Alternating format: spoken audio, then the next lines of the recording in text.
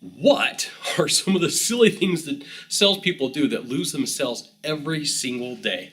I'm Sylvan Bell. I'm in Dallas, Texas on a perfect day to talk about sales and a perfect day to talk about some of the mistakes that salespeople make consistently that cause them to lose deals. And I'm going to label this video impatience. Now, impatience happens a lot, but with this specific action, it usually happens when somebody's struggling. And if you have a sales process that's 60 to 90 minutes, and in the first couple of minutes, you're asking the person, are you ready to buy right now?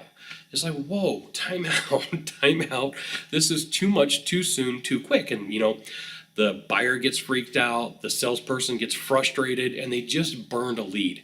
Now, lead cost acquisition, like if you are around the financials of a company and you ever get the opportunity or are able to ask a manager or an owner, say, what does it cost to acquire a lead?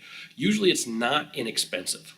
Usually it's depending upon the industry, it could be $50, it could be $100. Some industries could be 500, it could be 1,000, it could be 10,000, depending upon what you do, depending upon what you have to offer.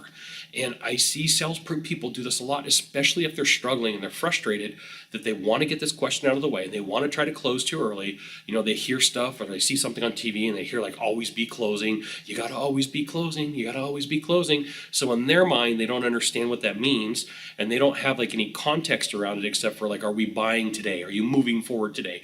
Are you taking whatever I have to offer with you once I leave? Or am I leaving what I have to offer with you?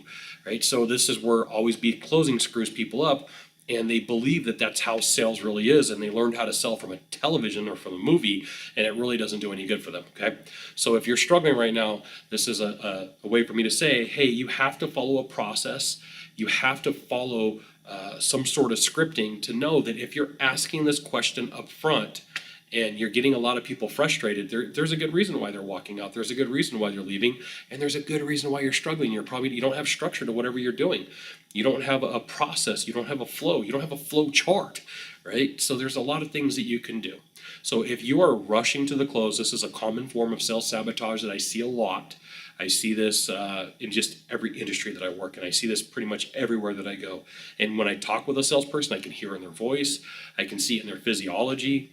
I can see a lot of problems that go along with it. So there you go. If you're struggling and you're a salesperson, there are some things that you can move around in your sales process, but moving the close to the very front may not be the best thing for you, depending upon the industry, depending upon your script, depending upon how you work. I'm diagnosing you through a video right here. I'm not seeing everything that you're doing, so that creates some challenges for me. I can't tell everything, but you got to know. Follow a process, follow a script. Now, if you could do a small favor for me in the box down below, leave a comment, question, or story, that'd be fantastic. To the right, to the left, there is a subscribe button. You know what you got to do. You got to subscribe. And then last off, you can send it out to all your friends via StumbleUpon, Facebook, Twitter, Google+. Why not? Even LinkedIn. Sylvan Bell. We'll see you soon. Thanks for watching. Aloha.